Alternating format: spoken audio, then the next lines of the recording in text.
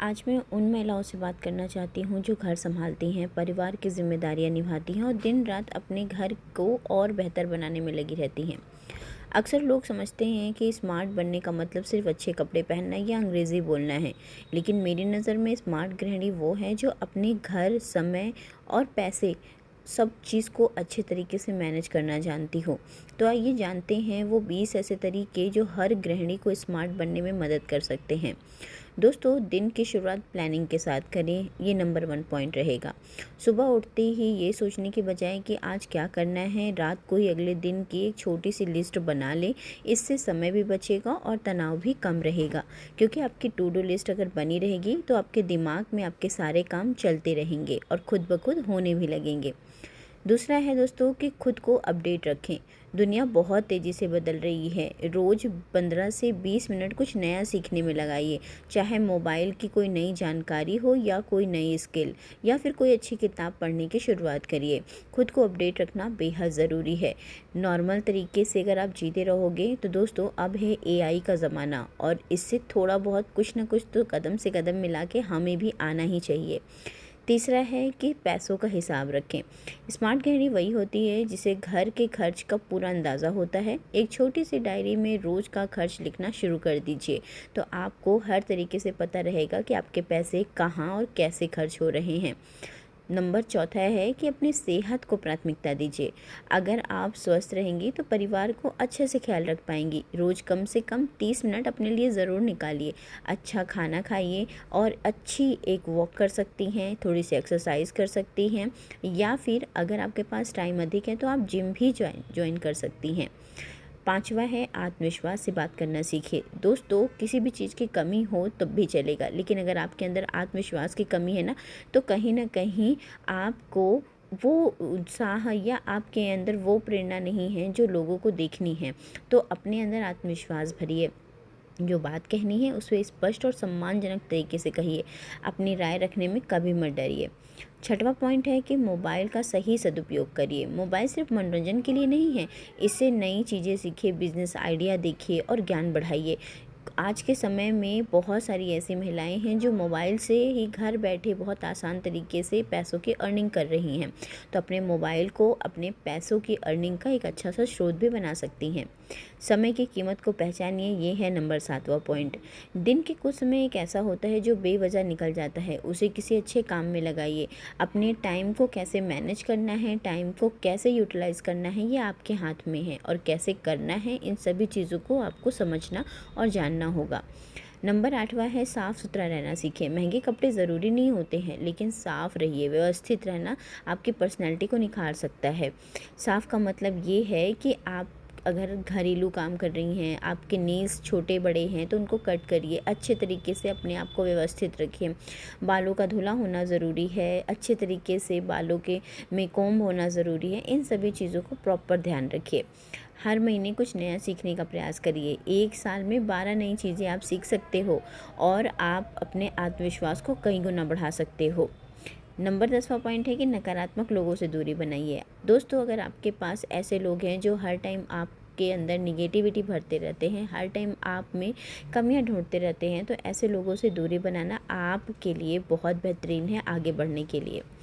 11वां point रहेगा पढ़ने की आदत डालो। देखो, जब तक हम कॉलेज या स्कूल में पढ़ाई करते हैं तब तक हमारे पढ़ने का कोई रूटीन होता है, लेकिन जैसे ही हम अपने घर के कामों में व्यवस्थित हो जाते हैं वैसे हम पढ़ना धीरे धीरे छोड़ देते हैं।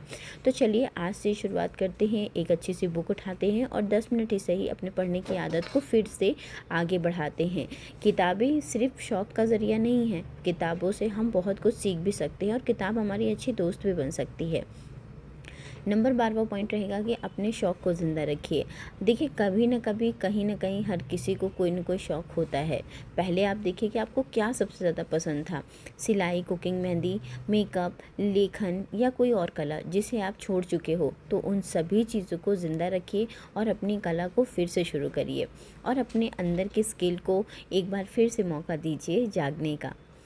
नंबर 13वां पॉइंट रहेगा कि डिजिटल पेमेंट और ऑनलाइन काम सीखिए। देखिए दोस्तों, आज के समय में डिजिटल पेमेंट का ज़माना बनता जा रहा है। अगर आप कैश पेमेंट करते आ रहे हो तो थोड़ी थोड़ी ही सही, लेकिन चीज़ों को सीखने का प्रयास करिए। छोटे छोटे अमाउंट में ही सही, लेकिन कुछ कुछ चीज़ें जो आप मंगाते हो बाहर से, ऑनलाइन शॉपिंग करते हो ना, तो कुछ कुछ चीज़ें आप ऑनलाइन पेमेंट करना शुरुआत करिए। ज़्यादा नहीं, लेकिन थोड़े बहुत ही सही, लेकिन आपको जानकारी होना बेहद ज़रूरी है। नंबर 14 पॉइंट रहेगा कि दूसरों से तुलना करना छोड़ दीजिए। हर व्यक्ति की यात्रा अलग होती है, तो अपनी प्रगति पे ध्यान दीजिए। ज़रूरी नहीं है कि कोई ज़्यादा सक्सेस हो गया है तो आपको तुरंत ही सक्सेस होना है। आप हो सकता है स्लो हो, लेकिन आपकी सक्सेस शायद स्टेबल हो। तो दूसरों की तुलना मत करिए। नंबर 15 पॉइंट रहेगा कि खुद की पहचान बनाइए। सिर्फ किसी की पत्नी, बहू, माँ नहीं, अपनी एक अलग पहचान बनाइए। लोगों को पता होना चाहिए कि आपके अंदर का क्या टैलेंट है, आप और क्या हो। घर में रहते हुए भी आप ऐसे बहुत सारे काम हैं जो आप कर सकती हो। अपने टैलेंट को देख के आप अपने काम की शुरुआत कर सकती हो। तो चलिए आज से एक छोटे से कदम की ओर बढ़ते हैं और अपने आप को एक नई पहचान देते हैं।